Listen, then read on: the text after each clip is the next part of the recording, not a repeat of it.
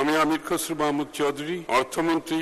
2026-27 অর্থ বছরের বাজেট ঘোষণার পরই ব্যবসায়ীরা তাদের প্রতিক্রিয়া জানান। বৃহস্পতিবার সন্ধ্যায় রাজধানীতে নিজেদের কার্যালয়ে বাজেট নিয়ে তাৎক্ষণিক প্রতিক্রিয়া জানাতে সংবাদ সম্মেলন করে Dhaka chamber of commerce and industry. সংগঠনটির সভাপতি বলেন, চলতি বছরের এডিপি বাস্তবায়নের হার মাত্র 36.19%, যা সংশ্লিষ্ট সংস্থার দুর্বল বাস্তবায়ন সক্ষমতার প্রমাণ। শুধু বড় এডিপি নয়, সফল বাস্তবায়নের উপর জোর দিতে হবে।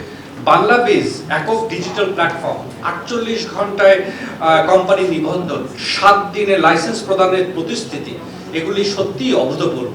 কিন্তু এগুলো সময় মতো যদি বাস্তবায়ন করা যায়, তাহলে আমরা সবসময় প্রাইভেট সেক্টর থেকে যে ইজ অফ ডুইং বিজনেসের কথা বলি, এটাকে বহুগুণে বা উল্লেখযোগ্যভাবে অগ্রগতি করতে সক্ষম করবে। এদিকে মূল্যস্ফীতি নিয়ন্ত্রণে আনতে জ্বালানি সরবরাহ ব্যবস্থার উন্নয়নের পাশাপাশি মুদ্রানীতিতে প্রয়োজনীয় সংস্কার আনতে হবে।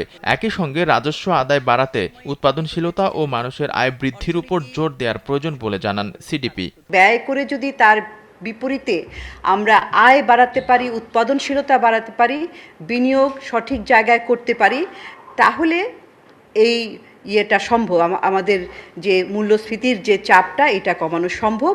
দেশের আর্থিক দুরবস্থার সময়েও সরকারের এমন বাজেট প্রশংসা রাখে। এমনকি অর্থনৈতিক চ্যালেঞ্জগুলো কমিয়ে আনার সুযোগ রয়েছে বলে মনে করেন এই অর্থনীতিবিদ।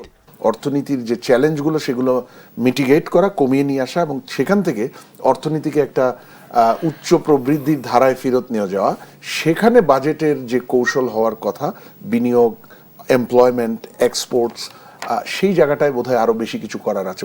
বেসরকারি খাতে ঋণ প্রবাহ অনেকটা প্রভাবিত হতে পারে, তাই বাস্তবায়ন সক্ষমতার উপর নির্ভর করলে সফলতা আসবে বলে জানান ব্যবসায়ীরা। বাংলাদেশের একটা অপার সম্ভাবনা রয়েছে। আলভি রায়হান, দেশ টিভি, ঢাকা।